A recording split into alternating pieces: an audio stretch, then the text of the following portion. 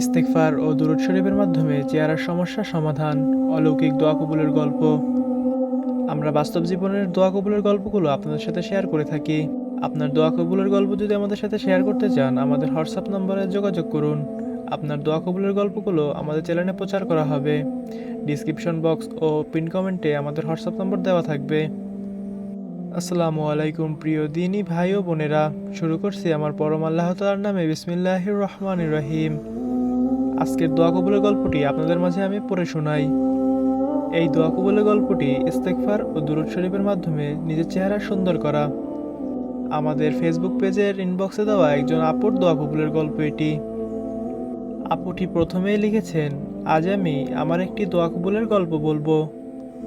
আমার মুখে প্রায় 1 বছরের বেশি সময় ধরে প্রচুর ব্রণের দাগ ছিল। কত টাকা যে খরচ করেছে ব্রণের পিছনে তার কোনো হিসাব নেই। অনেক ভালো ভালো ডাক্তারের কাছে গিয়েছিলাম, কিন্তু কোনো ফলাফল পাইনি। অনেক দামি দামি প্রোডাক্ট ব্যবহার করেছি, নিয়মিত 8 থেকে 9 ঘন্টা ঘুমিয়েছি, প্রতিদিন বেশি বেশি করে পানি পান করেছি। যেসব পরামর্শ পেয়েছি সেসব পালন করেছি, তবুও কোনো ফলাফল পাইনি। একসময় আমি ইস্তেগফার, দুরূদ ইব্রাহিম, দোয়া ইউনুস অন্যান্য আমল করা শুরু করে দিই। তখন আস্তে আস্তে ব্রণের কথা মাথা থেকে সরে যাচ্ছিল। একদিন আয়নার সামনে দাঁড়িয়ে দেখি আমার মুখ থেকে প্রায় সব ব্রণ চলে গেছে। বিশ্বাসই করতে পারছিলাম না। অথচ আমি আগের মতো দীর্ঘ সময় ধরে ঘুমাই না, দিনে 3-4 ঘন্টা ঘুমাই মাত্র। তবু আলহামদুলিল্লাহ, ব্রণ তো দূরের কথা, দাগও চলে যাচ্ছে। এটি ছিল শুধু একটি দোয়া কবুলের গল্প। আল্লাহ তাআলা আমার আরও অনেক দোয়া কবুল করেছেন, যা বলা শুরু করলে লেখা অনেক বড় হয়ে যাবে। আমার জীবনের সবথেকে বড় উপহার ছিল দুরূদ ইব্রাহিম। আমি দুরূদ ইব্রাহিমের প্রেমে পড়ে গেছি। এমন একটি দিনও যায়নি যেদিন দুরূদ ইব্রাহিম পড়ার সময় আমার চোখে পানি আসেনি। নবীজির কথা আমার মনে পড়লেই দুরূদ ইব্রাহিম পড়ার সময় আমার চোখ অশ্রুতে ভরে যায়।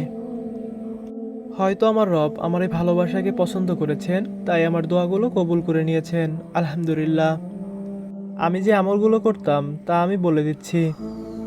5 ওয়াক্ত নামাজ সময় মতো আদায় করা, প্রত্যেক আজানের জবাব দেওয়া, প্রতিনিয়ত কোরআন পাঠ করা, তাহাজ্জুদের সালাত আদায় করা, দুরূদ ইব্রাহিম, ইস্তেগফার, দোয়া ইউনুস অন্যান্য জিকির করা ও আমল করা।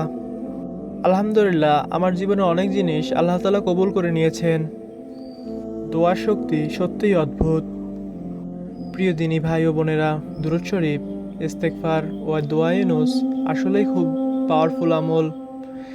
এইগুলোর খুবই ফজিলত। যদি আপনি আল্লাহ তাআলার প্রতি দৃঢ় বিশ্বাস নিয়ে এই আমলগুলো করতে পারেন, আল্লাহ তাআলা অবশ্যই আপনার দোয়াগুলো কবুল করে নেবেন।